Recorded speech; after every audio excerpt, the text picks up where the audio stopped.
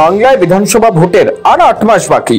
ঠিক এমনই পরিস্থিতিতে সোমবার বিকেলে বড় ঘোষণা করলেন মুখ্যমন্ত্রী মমতা বন্দ্যোপাধ্যায়। যে ঘোষণা লক্ষ্মীর ভান্ডারের মতোই বেশ বড় মাপের। তা হলো বাংলায় যারা পরিযায়ী শ্রমিক হিসেবে ভিন রাজ্যে কাজ করছেন তারা ঘরে ফিরলে তাদের সাময়িক ভাতা দেবে মমতা বন্দ্যোপাধ্যায়ের সরকার। যে ভাতার নাম হলো শ্রমশ্রী।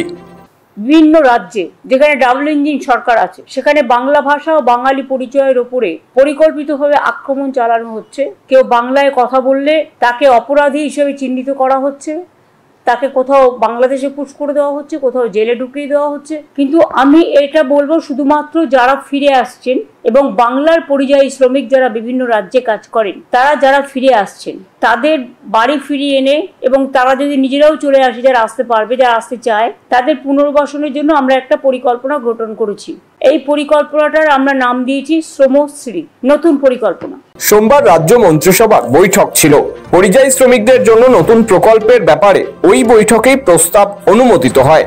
তারপর নবান্নে সাংবাদিক বৈঠক করেন মুখ্যমন্ত্রী মমতা বন্দ্যোপাধ্যায়। তিনি বলেন, ভিন রাজ্যে বাংলার শ্রমিকদের উপর লাগাতার অত্যাচার চলছে। অনেকেই কাজ হারাচ্ছেন, পাচ্ছেন না ন্যায্য মজুরি বা ন্যূনতম সম্মান। তাদের স্বার্থেই শ্রমশ্রী চালু করছে রাজ্য সরকার। কি থাকছে শ্রমশ্রীতে?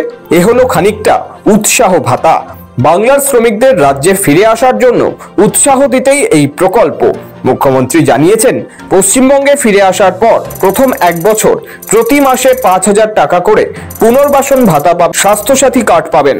কারো পাকা বাড়ি না থাকলে আবাস যোজনায় অনুদান পাবেন। ছেলে মেয়েদের পড়াশোনার জন্য সরকারি সহায়তা দেওয়া হবে। তাছাড়া অন্যান্য সামাজিক নিরাপত্তা প্রকল্পেও অন্তর্ভুক্ত করা হবে তাদের। যারা ফিরে আসবেন এককালীন ভ্রমণ সহায়তা সহ আমরা 5,000 টাকা দেব। তাকে খাদ্যসাথী কার্ড বাড়িয়ে দেবো। এটা ডিএমদের বলা হয়েছে, বিডিওদেরও সমস্ত সিএস নিজে দায়িত্ব নিয়ে মনিটরিং করবে। এটা হাতে সঙ্গে সঙ্গে খাদ্যসাথী কার্ড, স্বাস্থ্যসাথী তার পরিবারের জন্য কার্ড। তাদের যদি নিজেদের বাড়ি থেকে ঠিক আছে, বাড়ি না থাকলে কমিউনিটি কিচেন সেন্টার। এবং তাদের ছেলেমেয়েরা অর্ধেক পড়াশোনা অবস্থায় বছরে ফিরে আসছে, সুতরাং তাদের স্থানীয় যে সমস্ত স্কুলগুলো আছে গভর্নমেন্টের, সেই সব স্কুলগুলোতে ভর্তির ব্যবস্থা করে দেওয়া। নানান স্কলারশিপের সুযোগ সুবিধাও পাবে। শ্রমশ্রীর সুবিধা পাবেন কারা? প্রাথমিকভাবে বাংলার 22,40,000 শ্রমিক যারা ইতিমধ্যেই সরকারি পোর্টালে নাম নথিভুক্ত করেছেন তারা এই প্রকল্পের সুবিধা পাবেন। মুখ্যমন্ত্রী জানিয়েছেন, এই প্রকল্পের রূপায়ণ ও কার্যকারিতা সরাসরি নজরদারি করবেন রাজ্যের মুখ্য সচিব। বাংলা ভাষার কথা বলার জন্য এখনো পর্যন্ত হেনস্থার শিকার হয়েছে প্রায় 22 লক্ষ পরিযায়ী শ্রমিক ও তাদের পরিবার। এদের মধ্যে ম্যাক্সিমাম আমাদের এখানে পরিযায়ী শ্রমিক, আমাদের যে পোর্টাল আছে সেই অনুযায়ী 22 লক্ষ আছে। কিন্তু বাংলার বাইরের অন্যান্য রাজ্য থেকেও আমাদের রাজ্যে প্রায় 1.5 কোটি পরিযায়ী শ্রমিক আছে।